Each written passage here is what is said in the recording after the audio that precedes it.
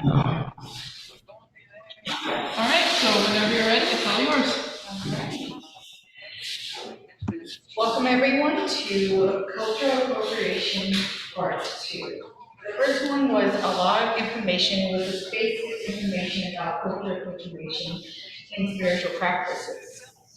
Tonight we're going to take an in-depth look into spirit animals, and we also want to take an in-depth look into how social media helps spread misinformation and helps cultural appropriation continues in different practices.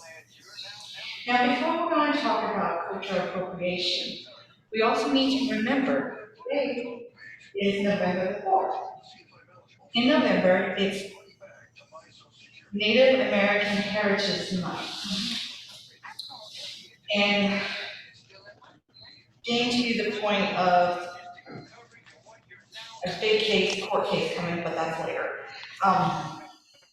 Native American Heritage Month was first dedicated August 3rd, 1990 by President of the United States, George H.W. Bush, the senior, not the junior, declares the month of November as National American Indian Heritage Month. Now, the name has changed throughout the years. We have dropped the Indian part because Indian to the indigenous people of Turtle Island is an offensive term, and it's also used as a slur sometimes for us. So that's why it's been dropped in many communities. The bill read in part, the President has authorized and requested to call upon the federal government and the states and local governments and groups and organizations and people of the United States to observe such a month with appropriate programs, ceremonies, and activities. This landmark bill is to honor the American tribal people that represents the United States. Now, how did we get to November for the Heritage Month?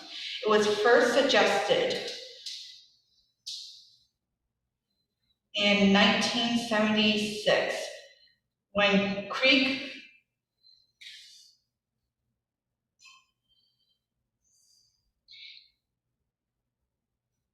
J.C. Eliot, High Eagle, author of the Native American Awareness Week, first did the historic legislation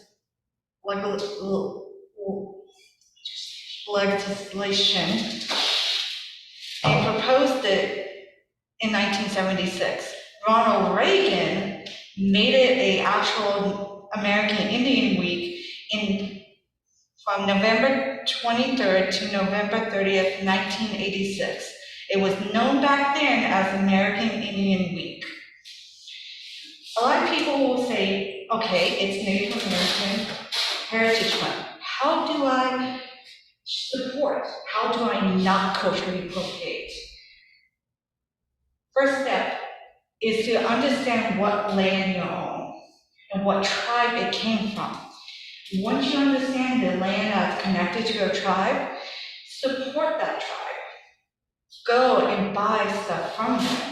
Because most tribal reservations, they are struggling now since COVID. The funding and a lot of their rules have changed because when COVID hit, their economies took a hit. The Onondaga, Haudenosaunee, that I come from, they took a massive hit because of the restrictions the New York State put in. With the New York State, they shut everything down. They couldn't go anywhere. Well, the Onondagas did not have a casino that could stay open and operate. They only had restaurants. So when it came up to time to change the rules and stuff, they had to change the rules and shut down different businesses and to create new opportunities because COVID did such a disaster to the economy. And this is why it's so important during American National American So sorry, guys. It's our point this month to represent and honor different indigenous peoples' tribes throughout Turtle Island. Another way you can also help is to do volunteer work. What I mean by volunteer work is go and do cleanup.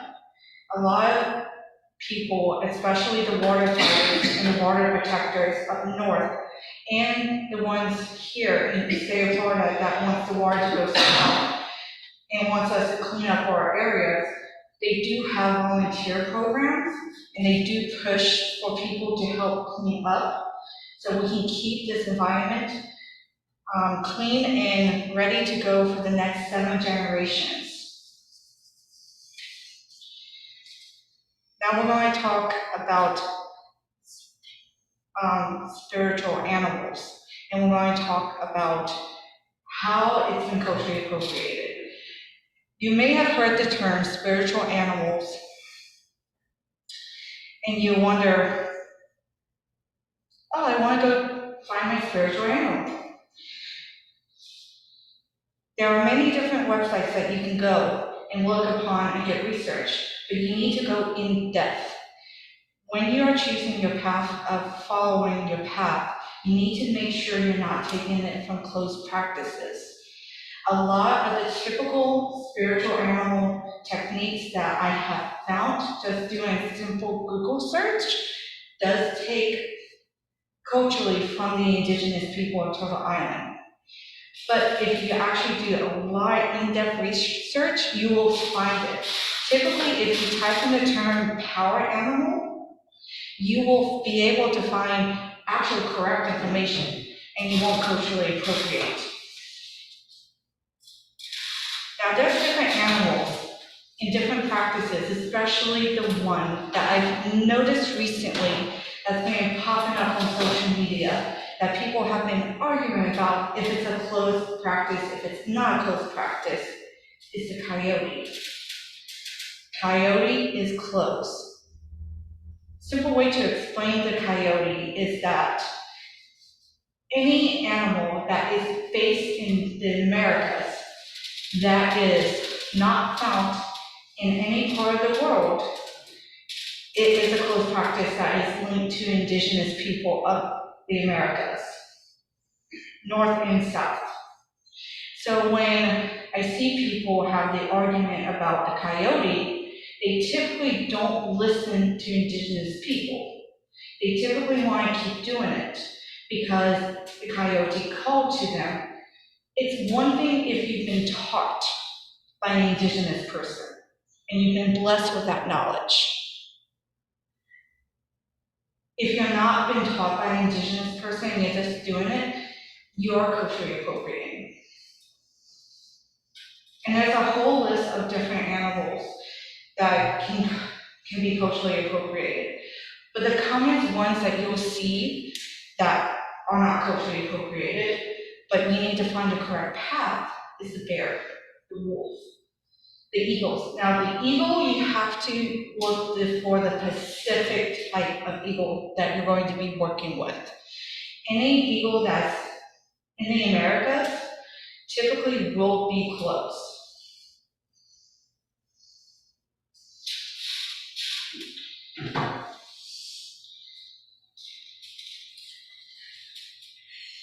Why do I bring up the eagle? I bring up the eagle for a very good reason. Back in Cultural Appropriation 1, I talked about the Endangered Bird Act, about the different laws that was contributed to different birds of prey, and how you have to be native, indigenous to Turtle Island, be enrolled, and have the correct paperwork to hold any feathers from an eagle or any birds of prey. The reason why I say this about cultural appropriation and the eagle is that recently in Canada, the Pope was presented with a headdress, a Native American full headdress of eagles. The problem with the Pope receiving that stems from the residential schools. Now, many different tribes and many different nations of indigenous people of Turtle Island will have different opinions about the Pope receiving this headdress. Still to today, there are stuff that still are being sold by the Vatican that's not being returned to First Nations people, but being sold online of our sacred ceremonial items. This is why many people have issues with the Pope receiving the full headdress. They felt like it was a publicity stunt just to say, I'm sorry for what happened to the residential schools. The residential schools recently have been unearthing unmarked indigenous children's graves. And this is why when he was presented with this headdress, some community leaders had very strong emotions. And this is why some of them were very upset and wanted to not participate in the ceremony. One of them said, it felt like they were just making a mockery of the photo shoot, a bandage on a problem. They wanted to just basically like, we apologize, Canada and the Catholic Church. Many survivors, not all, felt that way.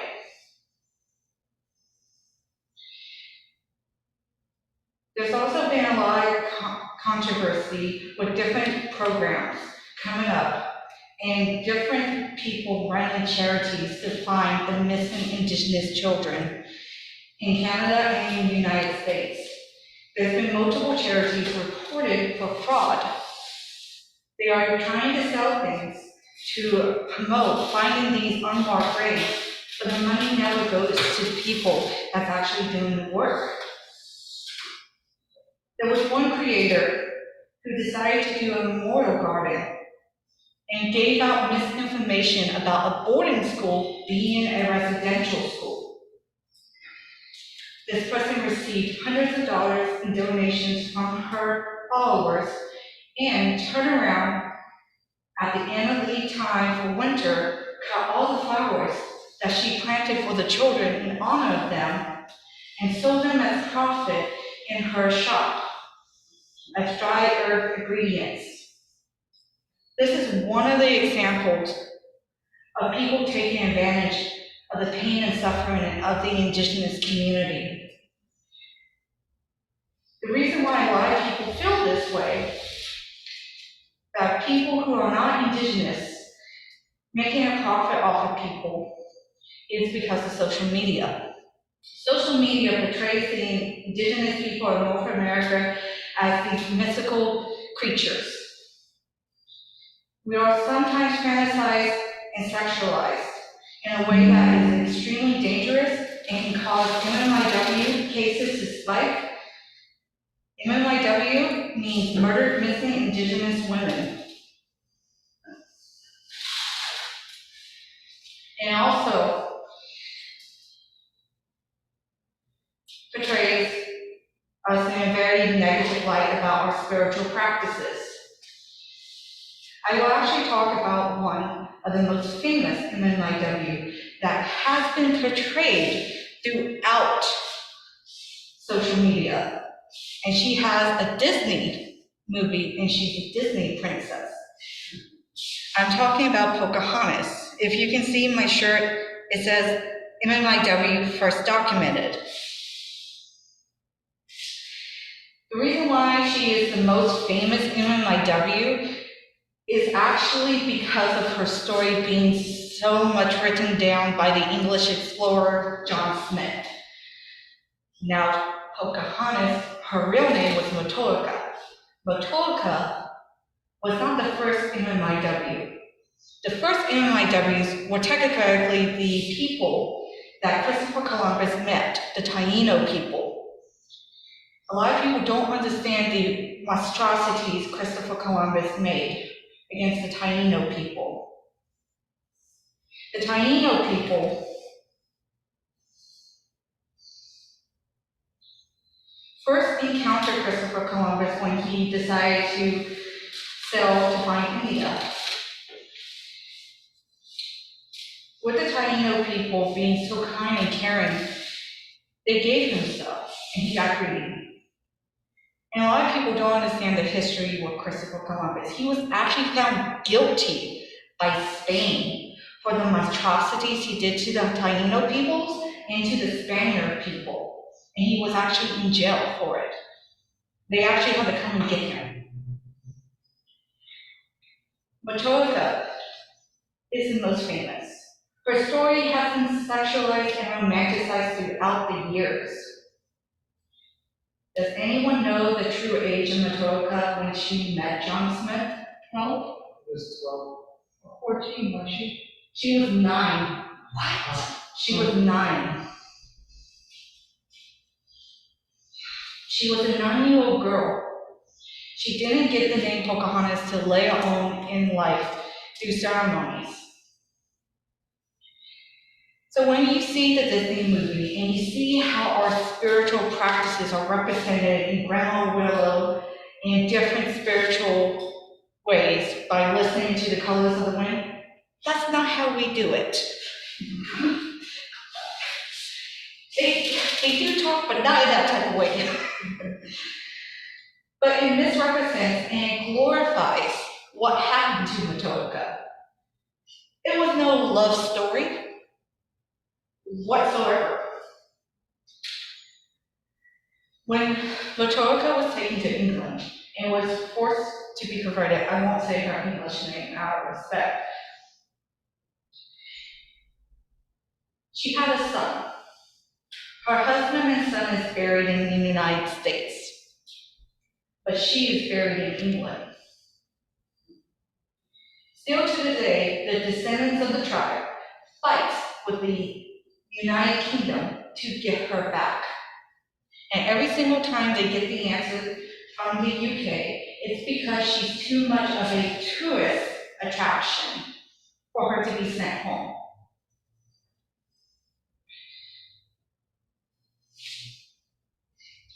This affects us in many different ways because of Pocahontas being sexualized the way she has. Not only has Disney done this to Pocahontas, they also have done it in different other spiritual practices like Princess and the Frog. That's more accurate to ATRs, but definitely Pocahontas is not accurate.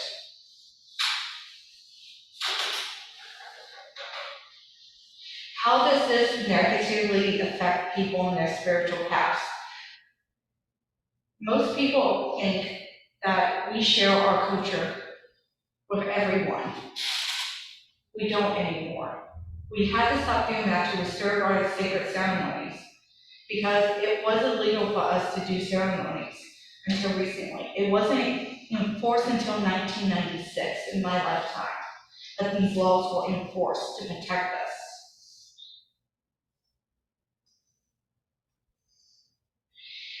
And the reason why I talked about the court case, it factors into the misstereotypes of the media when it comes to close practices as well. ICWA is coming up November 9th. What is ICWA? Indian Child Welfare Act of 1978. It's a United States federal law that governs the jurisdiction over the removal of Native American children from their families and custodies in foster care and adoptions.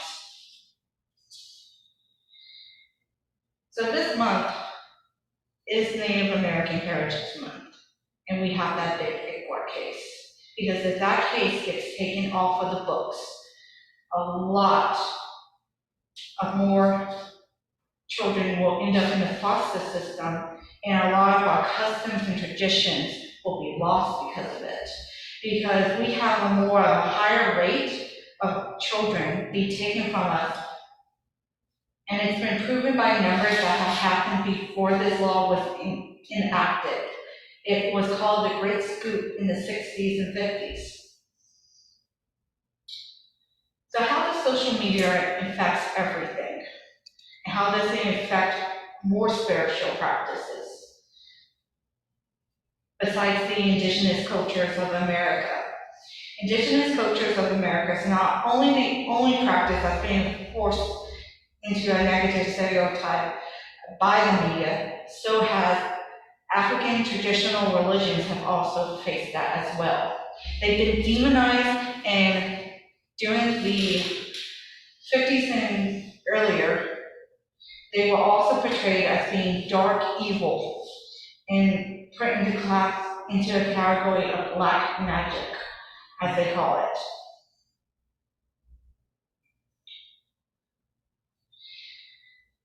Because of the negative stereotype, most people don't understand and how beautiful ATRs can really be. Now, modern day social medias like TikTok and Instagram, you'll find plenty of witches in different pagan communities culturally appropriating and mixing closed practices with open practices.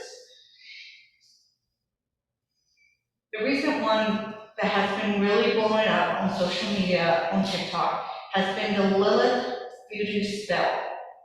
Lilith and voodoo do not go into the same category.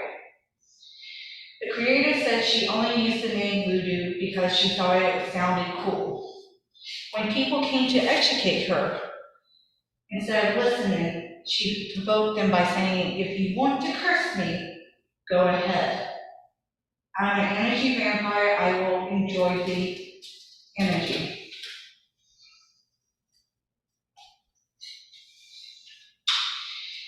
It can be frustrating trying to correct misinformation throughout the social media. But that's one of the lessons I was taught by my grandmother, is to have patience. Patience, patience, patience. Because if you don't have patience and you jump the gun, you might do something or say something really bad that you may regret, because the person may not even know.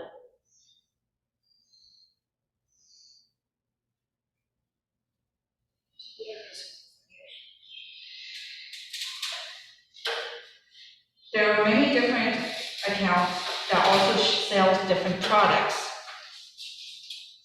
The recent one that has also caused a lot of hurt onto the community is a seller was making a candle that said Indian burial grounds. She was not native, and she was selling it for a profit. Many indigenous creators reached out to her and tried to educate her and how offensive this is. How many people have heard negative stereotypes about Indian burial grounds? The negative stereotypes of Indian burial grounds is due to poor social media and poor media coverage of the actual true traditions of indigenous cultures.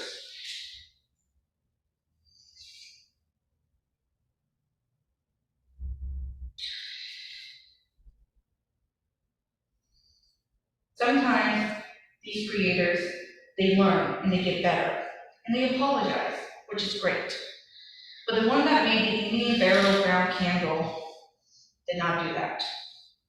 They decided to double down and claim on their Etsy shop that it was an authentic Indian product. That's going to cost a big fine. Because anytime a person who pretends to be indigenous and sells indigenous products are opening themselves up to be sued, arrested with a felony from the US government, because it just depends on how many you sold and what price you sold it at as your profit, depends on the charge and how many times you violated it. And this is why rules to anything that is indigenous made is so strict. Now, sometimes you'll see indigenous inspired, and that's how they can get around it.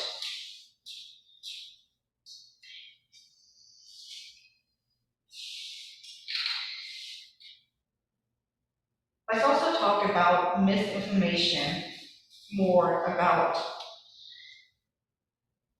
different practices. I've seen people saying that they hex the moon, they hex the fae. I almost lost my drink.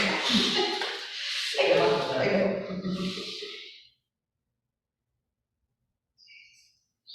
We have to remember there are young witches out there, and it's our goal to educate and to be patient. But sometimes the Black Betty is your best friend if they don't listen. But when it came to the hexing of the moon and hexing of the fae, it blew up during COVID on different social media platforms. People claim that they were the ones that hexed the moon and hexed the fae to get money, to make profit, to get views, to get clicks. Please don't do this. It gives out misinformation.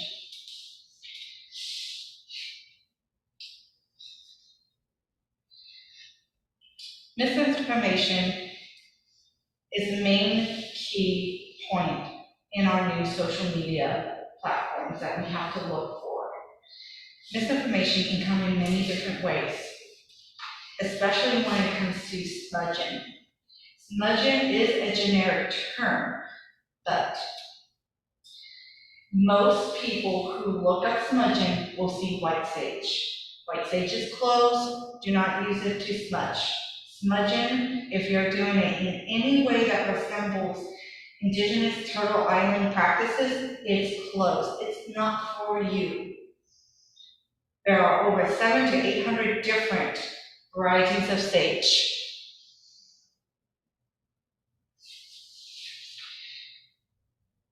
How many people have you seen? So I'm going to open up the floor. What misinformation have you seen on social media about spiritual practices? Click here to find your spirit animal. Yes. That one drives me nuts because it's not that easy.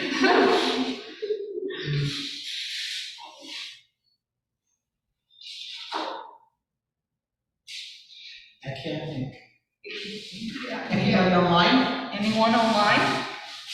A lot of Mayan calendar.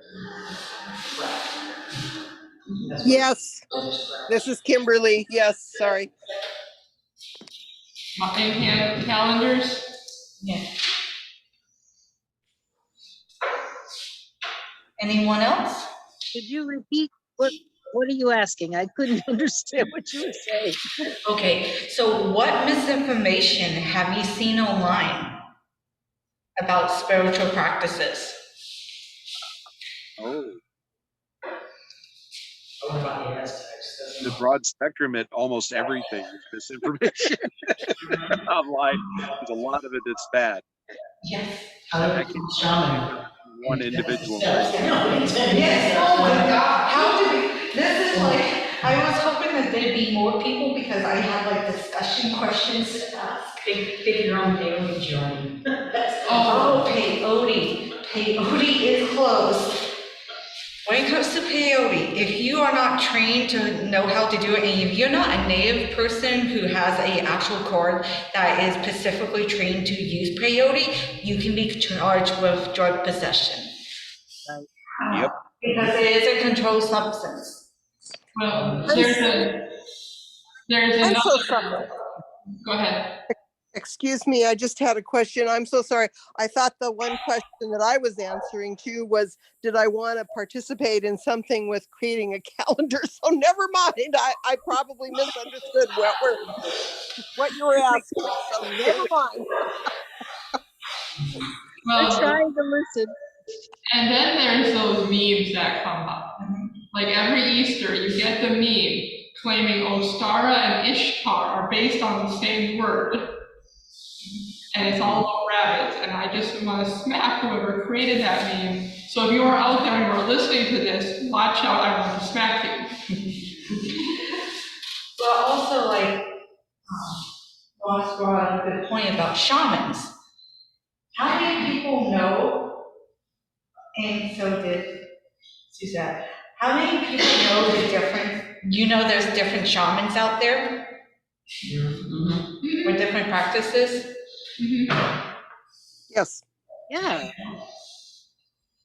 And you can't just become a shaman in 10 easy steps. No, you can't. No, Typically, no generic shop. Yeah, there's no, so you want to be a shaman2.com. That doesn't. yeah, that no, doesn't- it doesn't work like that. A shaman in whatever particular path that is. Yep. It's different. To be a shaman, it takes years. I'm talking about the native tradition. It takes years and years and years of practicing and learning different medicine. Even those peyote walks, you got to do that 5 years in a row before you're considered anybody. Yes. Yeah, there's a Colombian native, the people that And live that's a up in the buttes. 300-mile walk. Yeah. So it's Yeah. not for the lighthearted. Well, even like the sun dance, Yeah. same thing. And we also, there's also, like, if you go online and you read a peyote retreat, and it's a vegan peyote retreat, don't go. If it's over like $3,000 to $5,000 and you're out in the middle of the jungle and you're not actually with an indigenous tribe, it's a trap. Oh. Oh, sweat lodges. Now, when it comes to sweat lodges, make sure you actually are getting a sweat lodge from an indigenous person, because we are trained to know when you need water. And there's been multiple different cases where people who are running a sweat lodge for profit and for like these self-improvement camps, they ended up killing people. Yeah, yeah. There's a sweat lodge at FPG, but it is very well regimented. Yes. Yeah, Gray Ghost Hawk is he was trained on a reservation by a native shaman. He was given permission from the council to perform the way he does. Mm-hmm. So he did it the right way. And Yes. if you participate, you got to go help build it Yes. and start to finish. Yep. Yeah. So where I'm from, Pacific Northwest, totem poles are very often explored. Yes, totem poles too. Not all tribes have totem poles. The Onondagas, we do not. We have something different. We call them wampa belts, because that's what tells our stories. And those are typically made from beautiful shells. I'm not going to go into details, but those are different from totem poles, definitely. And we also can talk about the self-motivation sector of commercialization. The self-help books that typically do culturally appropriate from all cultures. I've seen one that had a mix of North Celtic, and it was from Southern America practices. I don't know which country it was from, but it definitely mixed them all, and I read it, I said, this, no. Well, and I think, you don't have to go mixing and chopping them all up, because each culture has things it can bring to the table. Yes, You only need to go stealing whatever's on the buffet table. yes.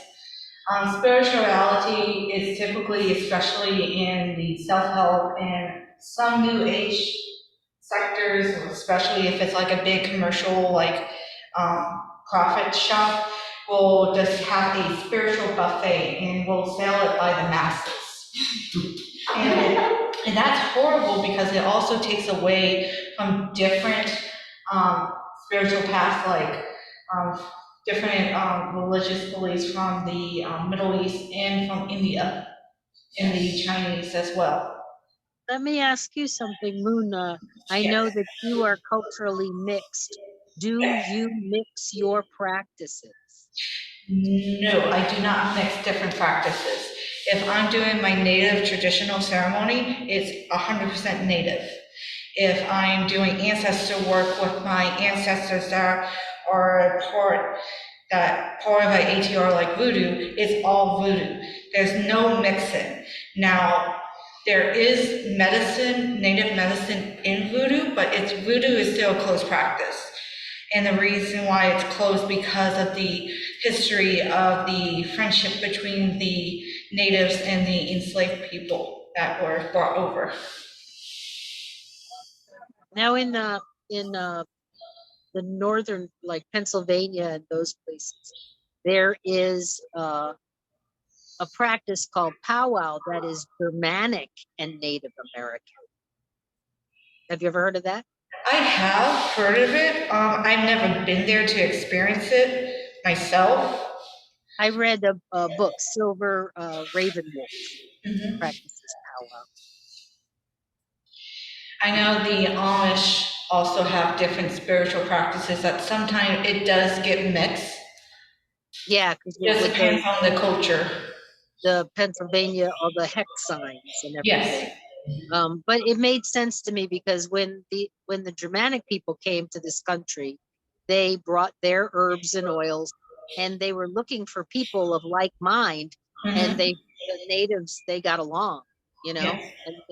and so they shared their stuff, and the native stuff was shared with them, but it was respectfully done. Yes. You know, if you're raised in that culture, I could see that would be a good blend. Yes. You're not mixing cultures, but it's a blend of two cultures. Yes. And that also depends on where you grew up too. Because I grew up in the South, that's close to Appalachia. So we have Appalachian magic, and we have conjure, and we have hoodoo, and we have different indigenous practices too down in the South. So they do sometimes blend together, but typically when a practitioner does it, it's typically one path or the other path. That would be respectful. Mhm. Thank you. All right. So, what is the most outrageous thing you've seen?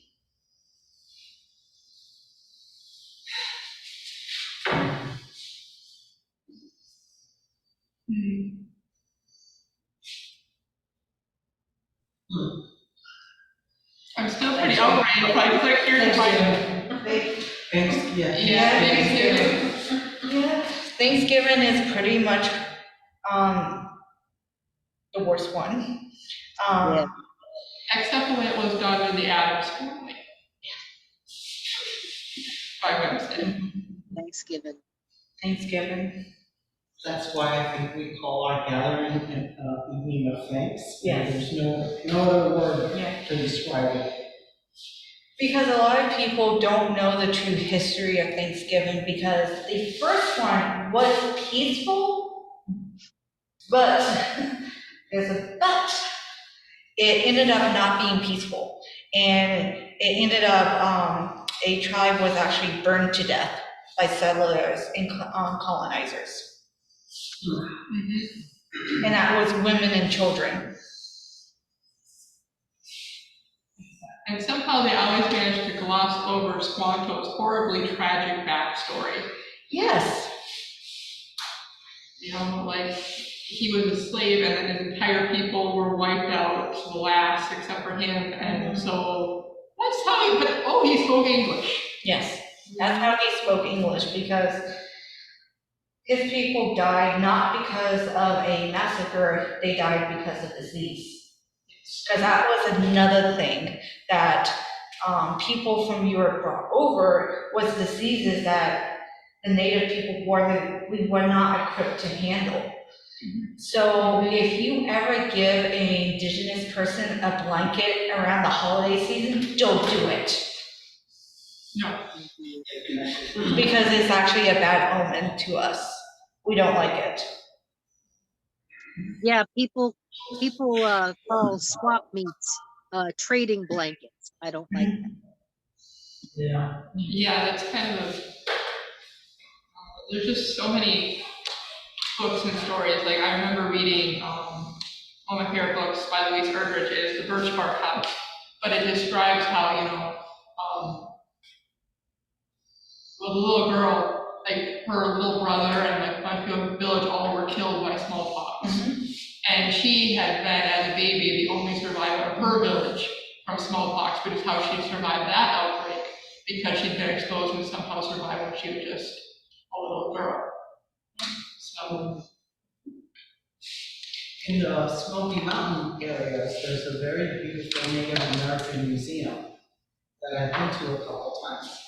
And then the little shopping area, if you want to call it that, that surrounds this museum, there's all these little stores selling so-called Native American wear, which you know is not. So it's uncanny and so disrespectful that that can happen in an area where the Native American culture is so profoundly distinct, and it still happens in front of everybody's face. And a reason why a lot of it doesn't get shut down because of the act, the Indian Art Act, is because major corporations have money to shell out for the fines. And if you're like a small business and you're indigenous and they change the paperwork saying that you're no longer indigenous, like, I'm not gonna go into that subject, but that has happened, that a person who had status lost her status and ended up having to close her business down because she was going to be going to jail if she didn't. Because people were wanting to basically take that business for themselves. And the people that wanted to take it was not native. Is it 3% also on the book?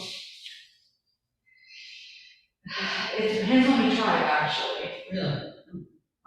There's some that has the mark at 50%. And it's, I always found it interesting that certain government benefits were based on you had to have at least 3% of your DNA classified as Native American to receive the benefit. It is the only people that are required to have a DNA test to prove who they are. and That's just my that's bad for like mixed natives like me, that I do have high amount, because I'm a mixed native of multiple different tribes. Sometimes you don't have enough of one tribe to be considered. So then you can't even do any of your traditional items. You can't have your eagle feathers, you can't do ceremonies. The reason why they have restricted the indigenous culture so much is that they basically want us to be gone. They don't want us to survive. They don't want us to thrive. But we are. But many of us, we can't live on the reservations because we don't even have water. We don't have the electricity to go out there. There's not enough food or supplies to go around. During COVID, the Navajo Nation was sent body bags for COVID supplies on the US government. that doesn't send a message at all. It does. Any other questions?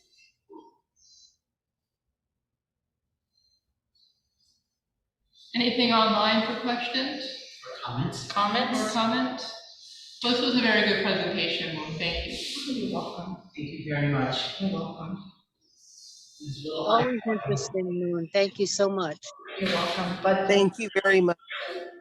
definitely November 9th is going to be a big day for the indigenous community. As if ICWA is taken away, that's not going to be good. That's